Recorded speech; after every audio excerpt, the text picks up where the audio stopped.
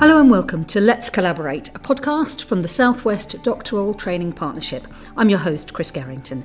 Joining me for this episode, recorded at the Collaboration and Connectivity Conference, is Stefan Zieliński, who is researching different types of financial systems that are contributing to the climate crisis. Stefan's from the University of Bristol, so welcome, Stefan. I wonder if you can just start by telling us a bit about your research. Hi, thank you for having me. So my research explores essentially how the way we construct our financial systems, so that is the financial architecture, the regulations that shape how banks and pension funds and asset managers interact and operate, how that is contributing towards the climate crisis.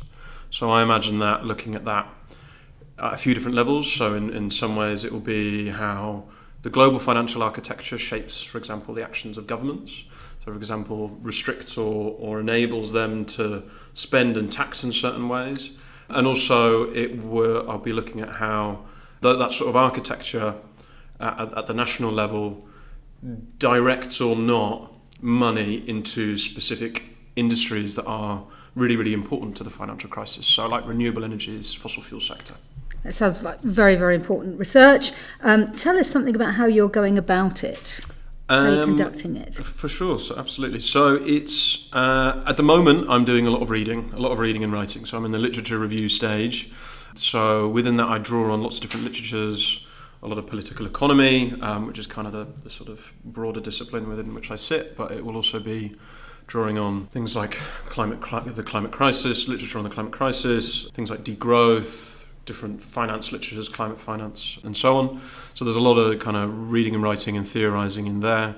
But as I go, I'll be building in a lot more data and a lot more data analysis. So kind of later this year, as my literature review comes to an end, I'll be pulling in data sets and pieces of data from different places like the IMF, the World Bank, data centres like Bloomberg, which keeps track of enormous troves of financial transactions data, and the hope is to do lots of data analysis so I can look at whether we can see statistically mechanisms and processes that I was describing earlier. So whether there are indeed different financial systems, like at a national level, or different architectures that are contributing towards the climate crisis more or less, and I'll be looking at that in terms of, among other things, the amount of finance that, say, goes into renewable energies rather than fossil fuels. Well, there's never been a more important time to be talking about this stuff, Stefan. So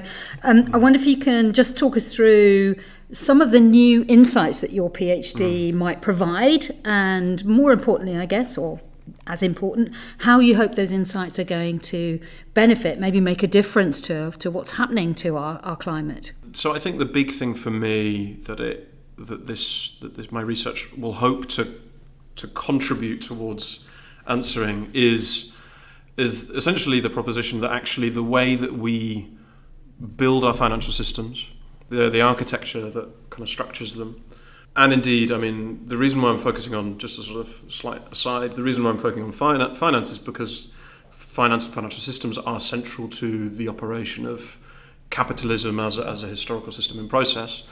What I hope to sort of contribute towards answering and showing is that the way we build those financial systems, the architecture that governs them, it is a choice. And it is a choice that matters. And I really, really hope to be able to demonstrate that in terms of the impact will be in terms of showing, as I said earlier, like if some industries get more finance than others, or if governments are constrained in one way or another or not. And why is that relevant to the climate crisis? I mean, the climate crisis could well be over the next, sounds like it's likely to be over the next couple of centuries, an existential threat to the human species. And, you know, there's a lot of contributors to that, from food systems to energy to consumerism. But for me, a lot of the literature in political economy that I look at and draw on identifies capitalist processes as being central to that. You know, infinite expansion of the growth, endless resource extraction, and central to that is finance and financial systems. And for me, that's kind of like the head of the octopus, right? And like and it reaches out to all the other sectors of the economy, but it's kind of that central point that is shaping and governing the activities of everything else. So for me, it's really, really important. There are other people doing sort of similar research to me, and I hope to work with them and sort of talk to them in the future. But I think hopefully I'm going to be one of these people who, and there's a great community of people out there who are all looking in this direction in thinking about how we can kind of build a future that's a bit more sustainable. Yeah, really exciting and very important, Stefan. I wonder, you were saying you're in year one of your PhD here. There's a long journey ahead still. It is a long journey, right? 4 years or 3 years of your life. What advice would you give to someone who's thinking of embarking on a PhD? Have you done the right thing? For me, I've done the right thing. This is the sort of work that I feel very stimulated by, challenged by, but kind of fulfilled in.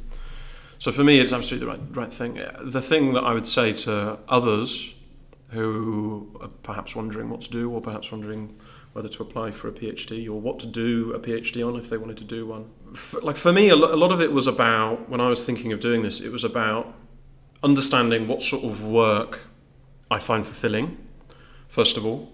And that, for me, that's really, really important, because we live in a world where there's a lot of unsatisfactory jobs and ways of living in society that are actually fundamentally really, really unhealthy. And I've spent quite a long time sort of falling from one thing to another, experiencing that myself. But with time, I've slowly been able to identify things that I feel I really need and want for my life. And some of that was about, something that fulfills me, that challenges me and stimulates me intellectually, which is a really big thing for me. The final bit is about values, I think. And for me, it was really important to think about contributing towards something and trying to contribute towards some sort of effort around political and social change. And that, in the quite a lot of jobs that I've done over the years, the jobs that do that, I've worked in the charity sector, I've worked for different social enterprises and stuff, and the things that I find fulfilling tend to have that in common. They have kind of at their core somewhere, a purpose of contributing towards political and social change. And so for me, that's really, really important. I've actually forgotten about, obviously, the final bit, which is obviously your subject, which is obviously really important as well. But for me, choosing my subject, I had in mind those two things to begin with, and that kind of helped shape where I was thinking. And then obviously there's this big broader thing of okay, what do you find intellectually stimulating and rewarding? For me, it was political economy and thinking about structure and historical process and power and stuff. But everyone, if you're thinking about a PhD, you probably have a thing, right? And if you find that stimulating, if there's some values that are attached there and you can kind of be really passionate about it and can imagine yourself doing that for 3, 4, 5 years, great. Go do it. Go do it. On that note, it sounds like you've come home, so that's fantastic. So, Stefan, thank you very much. Thanks for listening to this episode of Let's Collaborate from the South West Doctoral Training Partnership. Don't forget to subscribe wherever you listen to your podcast to access earlier and new episodes.